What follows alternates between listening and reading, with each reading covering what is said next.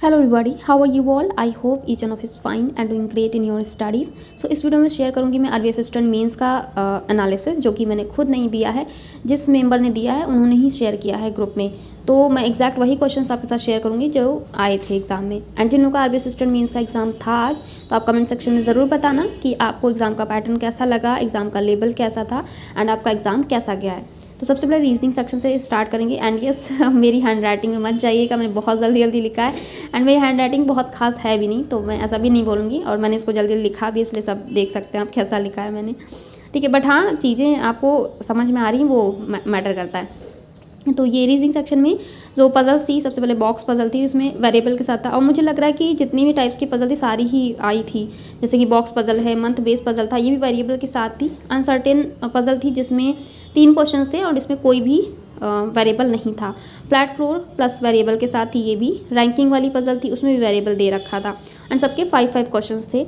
And order based जो questions थे उसमें 3 क्वेश्चंस थे आपके पूछे गए थे। और मशीन इनपुट था जिसमें आपके 5 क्वेश्चंस थे। देन बात करते हैं सिलॉक्स के, तो सिलॉक्स में 3 क्वेश्चन थे। डेटा सफिशेंसी के भी 3 क्वेश्चन थे और मिसलेनियस के 2 क्वेश्चन थे। तो ये रीजनिंग सेक्शन था। देन बात करते हैं कॉन्ट सेक्शन की, तो कॉन्ट में 6 क्वेश्चन अप्रॉक्सीमेशन के थे एंड 6 क्वेश्चन मिसिंग सीरीज थी। And table plus pie chart था जिसमें 6 क्वेश्चन थे। टेबल डीआई थी जिसमें 5 क्वेश्चन थे। केस लेट उसमें भी 5 क्वेश्चन थे आपके। एंड क्वांटिटी 1 क्वांटिटी 2 के 3 क्वेश्चन थे। बाकी जो रेस्ट पार्ट था वो हमारा एथमेटिक्स सेक्शन था। देन इंग्लिश सेक्शन की बात करें तो सेंटेंस रीअरेंजमेंट के 4 क्वेश्चंस थे। करेक्ट स्पेलिंग, जो स्पेलिंग एरर्स वाले क्वेश्चंस होते हैं, वो 5 क्वेश्चंस थे। स्टार्टर के 3 क्वेश्चंस थे। डबल फिलर के 4 क्वेश्चंस थे और करेक्ट सेंटेंसेस के 4 क्वेश्चन थे।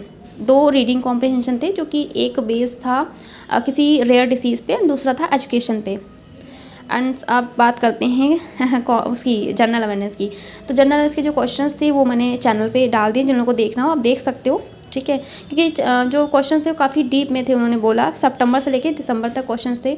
जैसा कि हमने अभी तक जितने भी एग्ज़ाम्स दिए तो करंट अफेयर का जो भी रहता है वैसे ही था, उसमें कुछ नया नहीं था, मतलब टफ़ कह सकते हैं उसको। और कंप्यूटर सेक्शन की बात करें तो वो एवरेज था।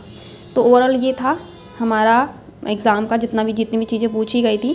बाकी जिन लोगों ने अटेम्प्ट किया होगा वो अपने बताना कमेंट सेक्शन में कि आप लोगों का एग्ज़ाम कैसा गया है और कैसा रहा आपका पेपर। जैसे कि मैंने स्टार्टिंग में बोला आपको, ठीक है, जो देता है एग्ज़ाम वही एग्जैक्ट बता सकता है कि आप लोगों को लेवल कैसा लगा, क्या चीज़ें रही थी, ठीक है। बाकी जिन्होंने दिया है उन्होंने जितनी चीज़ें मुझे बताई थी मैंने आपके साथ शेयर किया है। बाकी जिन लोगों के पास टेक्स्ट बुक का पास नहीं है तो वो ले सकते हैं, क्योंकि आज लास्ट डे है सेल का।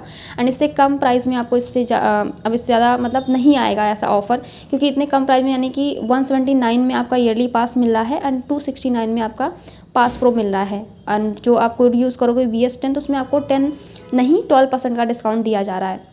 तो जिन लोगों के पास नहीं ले सकते हैं अभी, कल से प्राइस इंक्रीज़ हो जाएंगे आपके, ठीक है। 2024 स्टार्ट हो रहा है हमारा, तो लिंक आपको डिस्क्रिप्शन बॉक्स में मिल जाएगा इसका। एंड साथ ही साथ कुछ प्राइजेस भी रखे गए हैं, जो लकी विनर्स रहेंगे उनको प्राइज़ भी मिल सकते हैं। तो यही चीज़ें हैं। बाकी कल जिन लोगों का रिज़ल्ट है उनको ऑल द बेस्ट आपके रिज़ल्ट के लिए, ठीक है।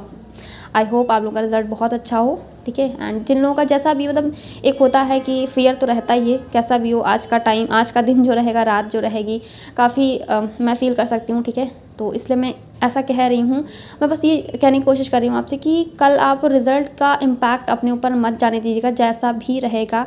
क्योंकि कल न्यू ईयर की स्टार्टिंग हो रही है, एक नया डे रहेगा, नया साल रहेगा, सब कुछ नया रहेगा। तो उसमें ना कोई भी निगेटिविटी मतलब मत रखिएगा। एक अपने दिन की शुरुआत एक पॉजिटिविटी के साथ करिएगा, भगवान की प्रार्थना के साथ। सुबह उठकर भगवान की पूजा करना, उनसे अपनी हर चीज़ के लिए थैंक यू उन्हें बोलिएगा, हर चीज़ के लिए ग्रैटिट्यूड उनको दीजिएगा कि आपके पास जो कुछ भी है, जिस भी चीज़ के लिए आप करना चाहें। बाकी लाइफ का पार्ट है ये सक्सेस एंड फेल्योर, उसको लेके आप अपने पूरे डे को मत वेस्ट करिएगा। आई नो कि बहुत हार्ड होता है, बहुत फील होता है, बट आप चाहें तो इतना पेशेंस हालांकि किसी के पास नहीं होता है कि आप एक दिन का पूरा वेट कर सको एक फाइनल रिजल्ट को देखने के लिए। बट अगर आपसे हो सकता है तो कोशिश करिएगा कि अपना कल का दिन बहुत ही चीयरफुल, बहुत ही हैप्पी रखने की कोशिश करिएगा अपने आप को, ठीक है, पूरा दिन। बाकी चीज़ें हैं, रिजल्ट रहता है, आप कोशिश करिएगा अगर कर सकते हैं अपना नेक्स्ट डे देख लेना। अगर आपको ज़्यादा फियर लग रहा है, अगर आपके अंदर है इतना पेशेंस, आप इतने स्ट्रांग हो, तो देख लीजिएगा जैसा भी रहेगा। बस अपना दिन अच्छा रखना है आपको, अपने आप को खुश रखना है और खुशी के साथ ही अपने दिन की, अपने साल की शुरुआत करनी है। बाकी जो एग्ज़ाम्स है उन पर हमें ध्यान देना है, ठीक है। सो बस इतना ही बोलना था। And in advance happy new year सभी को, एंड आपके रिजल्ट्स के भी best wishes, thank you everyone.